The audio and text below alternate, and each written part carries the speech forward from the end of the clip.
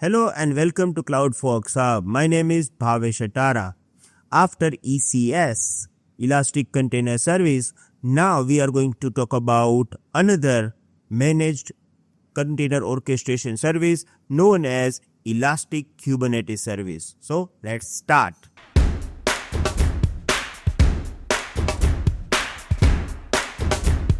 First of all, ECS, Kubernetes, all these are actually container orchestration service. So before I am going to explain you about Elastic Kubernetes service, I am going to explain you what is container orchestration.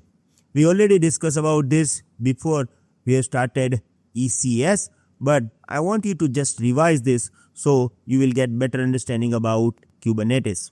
So let's start. Container orchestration.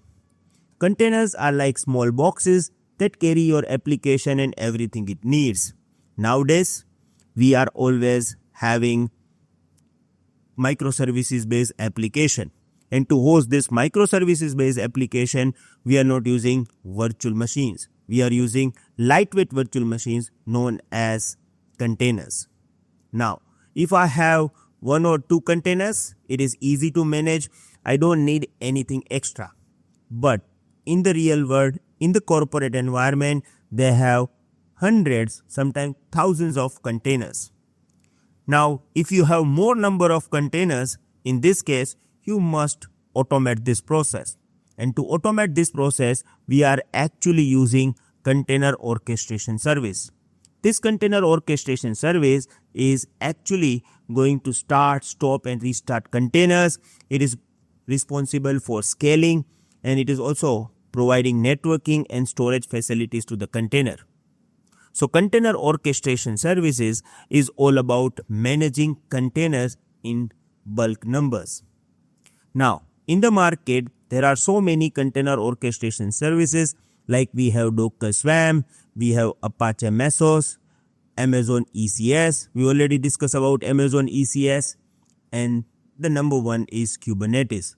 If you look at over here, Docker Swarm, it is actually simple but not so popular because there is a lack of some features like scaling. Mesos is old outdated system. ECS is really good. We already completed this entire training of the ECS. It is good if you are having your application into the AWS cloud only. So ECS is basically, we can say that AWS native. But what if you have hybrid cloud environment? You want to run container orchestration service on premises as well as in any cloud. Now in this case, Kubernetes would be the best choice. Kubernetes is the most popular open source standard.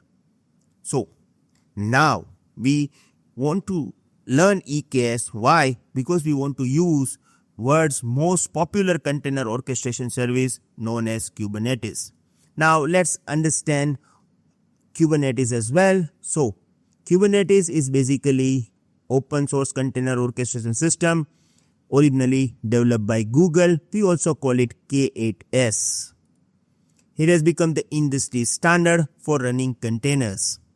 If I'm going to talk about most popular container orchestration service, then we have only one name known as Kubernetes.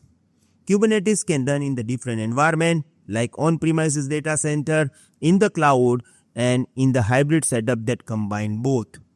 Now, this is one of the most important point. That's why we are learning Kubernetes.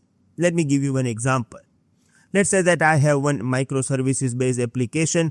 I want to host this into the cloud only, means into the AWS cloud only.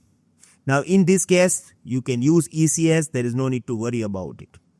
But I have my application and I want to use hybrid cloud, means I have application running on premises as well as I want to run this application into the cloud.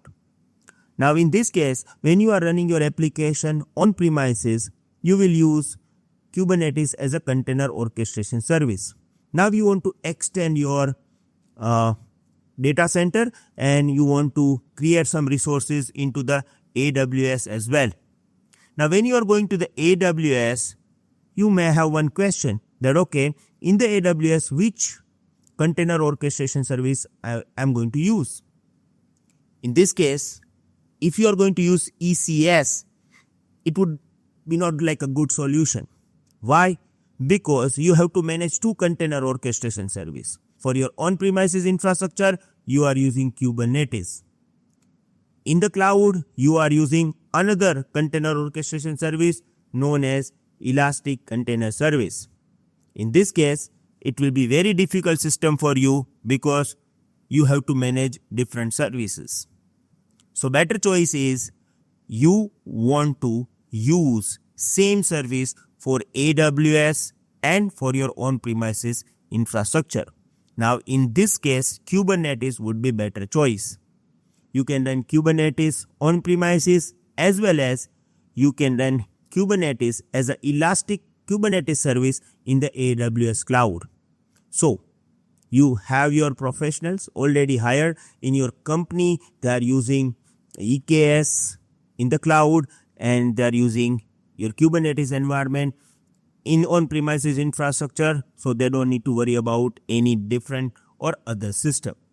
So most popular choice of using EKS is that the company having hybrid cloud infrastructure, right? Okay.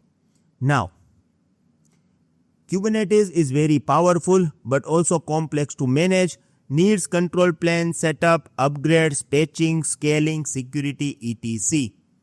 The biggest disadvantage of Kubernetes is actually it is so complex to set up.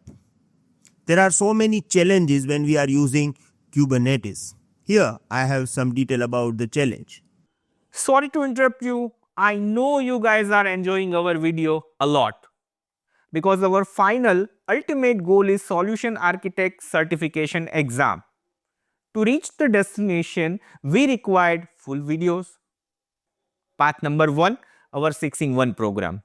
Our 6-in-1 program include all prerequisite skills which is needed as a cloud engineer. It include 24/7 support, lifetime update, section-wise practice test, full course practice test with tips and tricks by Bhavesh Atara, how to do exam preparation course, weekly lifetime live session with Bhavesh Atara and 6 AWS project with documents. Path number 2, you can enroll by paying 499 and get Hindi and English, both the languages, videos of AWS. The choice is yours how to create your success story by choosing best one. Best of luck. Thank you.